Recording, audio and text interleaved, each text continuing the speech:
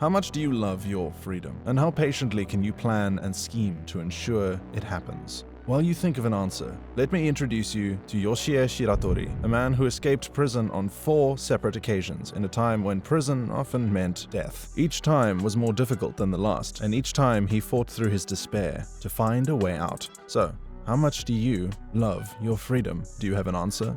Well, this is Shiratori's answer to that question.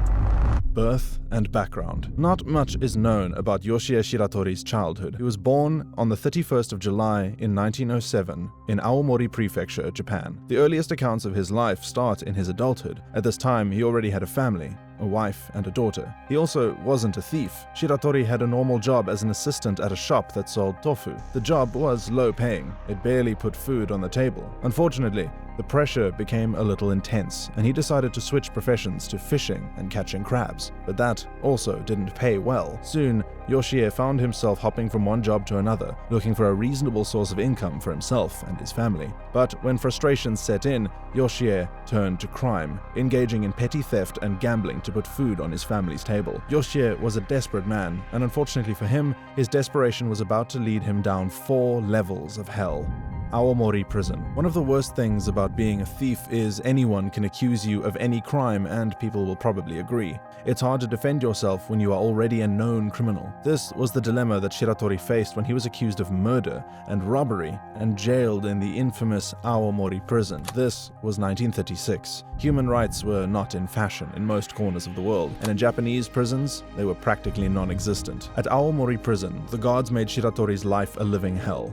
He, along with many other prisoners, were routinely beaten, purposely starved, and subjected to brutally long work for anyone in need of cheap labor. So, the moment Shiratori got in, he wanted out.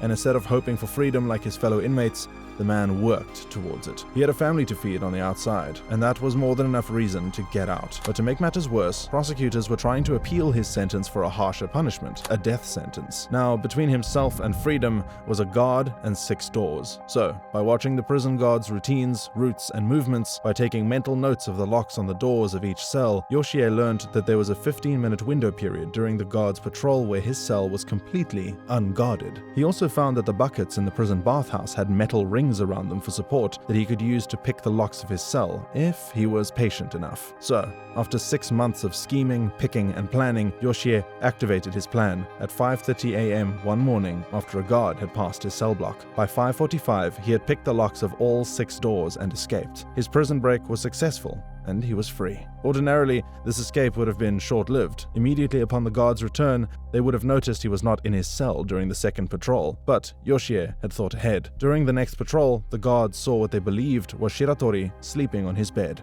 Hours later, during another patrol, they noticed wires close to him. So they decided to give it a closer look, and that's when they realized that what they thought was a man was actually pillows wrapped under a blanket, and by that time, Shiratori was long gone. Akita Prison. Despite his daring, well-planned escape, Yoshie Shiratori's freedom was in fact short-lived. At first, the jailbird roamed the Aomori countryside in search of food, but since he had no money, he found that the only way he could survive was by stealing. The 3rd day of his escape, Shiratori was caught stealing medical supplies and was sent back to Aomori Prison. Prison break charges were slapped on him. He was sentenced to life and moved to a more secure, more notorious prison in Akita, Japan. Here, the guards were aware of his successful jailbreak, so they taunted him, daring him to escape once more while exhausting him with unnecessary manual labor while subjecting him to terrible living conditions. He was starved, kept in chains, and thrown into a special cell where he was forced to sleep on the concrete floor through winter without a bed or blanket. The special cell was small enough to fit only 1 prisoner. It had an incredibly high ceiling with a ventilation window at the top. The walls were made of smooth copper that would make climbing almost impossible. And even if a prisoner decided to climb, the ventilation window was secured behind steel bars. For anyone other than Shiratori,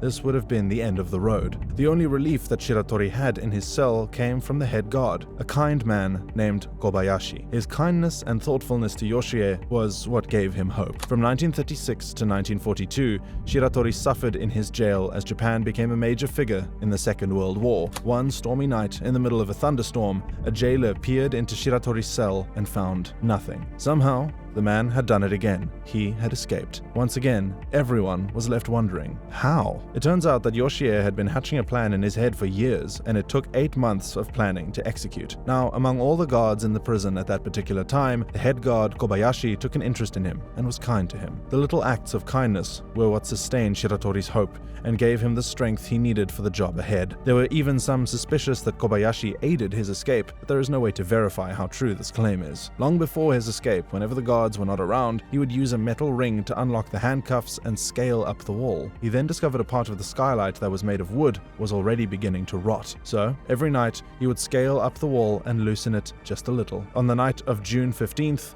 he made his move. He chose a stormy night because it would allow him to use the roof without drawing any attention. That night, he started climbing as usual, and once he got to the skylight, all the months of weakening it had paid off. With a small push, it gave way. Shiratori had escaped his second prison, and now he would never be caught. At least, not by committing a crime anyways. 3 months after his escape, the kind prison guard Kobayashi was at home when he heard a knock on his front door. When he opened the door, to his surprise, it was the fugitive Shiratori, who was looking terrible, unkempt and unfed. But above all, he needed Kobayashi's help. Kobayashi was shocked, but let him in, gave him something to eat, and listened to what he had to say. Shiratori informed Kobayashi that he had a plan, and he believed if anyone could help him with his plan, it would be Kobayashi. Shiratori wanted to get arrested, willingly this time. He wanted to head over to a justice court, plead his case, and let the court know how abusive and brutal Japanese prisons were. Above all, Shiratori had gotten tired of running. He had escaped, but couldn't go to his wife and child because they were watched closely. Interestingly, Kobayashi listened to all he had to say and even agreed with him. But, unfortunately, the moment Shiratori excused himself to use the toilet, Kobayashi betrayed him and had him arrested again. This time, for his escape, the court added 3 years to his life sentence, and unfortunately, he didn't get that chance to make his case about Japanese prisons in court. Abashiri Prison. After his third arrest, Shiratori requested to be sent to a prison south of Japan, where the weather was warmer, but his previous escapes made the court believe his request was for yet another escape plan, so they sent him to Abashiri Prison, the most northern prison in Japan, where the temperature in the cells was usually below freezing point. On the night he got there, he was thrown into the cell in summer clothes, and he immediately felt the cold hit his bones. Infuriated by Kobayashi's betrayal, the court's misinterpretation of his demand, and the prison guard's callousness, Shiratori swore right there in front of the guards to escape just like he had done before. The guards were amused and started beating him with their sticks. When they were done, Shiratori got up and broke his handcuffs in front of them, displaying his pure brute strength and proving to them the cuffs were useless on him. He should not have done that, because they went on to build what they believed was an escape-proof cell room just for him. The windows and the bars in his cell were made to be incredibly small, smaller than him, so he could not physically fit through them. His hands and legs were chained with special 20-kilogram metal cuffs that required a welder to remove, and they were only removed once every 2 weeks. It was only then that he could take his bath and clean up his wounds. As if that was not bad enough, they also cut his already small food portions into half, just to weaken him further. Despite his terrible treatment, to their surprise, and even his own, he survived the winter into spring. And after some years, one day, a guard looked into his cell, only to find it empty once again. Once again, Shiratori had escaped, and like both times before, everyone was left wondering, how? Well, as with all his other escape plans, Shiratori's greatest weapon was his patience and resourcefulness. He noticed that the soup and rice he was served for dinner was very salty, and that's when it hit him that he could use the salt in the soup to weaken the metal bars. So, after dinner every night, he would pour the soup on his metal cuffs and on the metal bars on his cell door. After the first month of doing this, the first screw came loose. This gave him the motivation to stay consistent, and months after, he escaped his third prison. Now, although he escaped, Abashiri Prison was still in the north of Japan, which meant the weather was unforgiving, and it was only a matter of time before the search party found his frozen, dead body. Fortunately for him, that didn't happen, because in August of 1945, Japan lost the Second World War. The US took over the prisons, and the search for Shiratori took a back seat. Sapporo Prison. The search might have stopped, but the weather didn't, and Shiratori would have died of frostbite if he didn't find an abandoned mine deep in the mountains where he was able to live for 2 years. One day, he decided to descend to a nearby village and was shocked to learn that Japan had not only lost the war, they were being occupied by the West. Sometime later, Shiratori got himself into a dicey situation where he was captured after he fatally stabbed a farmer who had attacked him for stealing a tomato from his farm. Shiratori insisted it was an act of self-defense, but his previous escape attempts cast him in an unfavorable light, so he was sentenced to to death by the Sapporo District Court. At the Sapporo prison, he was placed in a specially designed cell with high ceilings and windows smaller than his head. However, the prison guards at Sapporo had so much faith in this cell that they no longer bothered to handcuff Shiratori, and because they paid so much attention to his ceiling escapes, they neglected the floors. In 1947, Shiratori dug his way out with a soup bowl, hiding the dirt he dug out in small pockets underneath the floorboards. Final moments.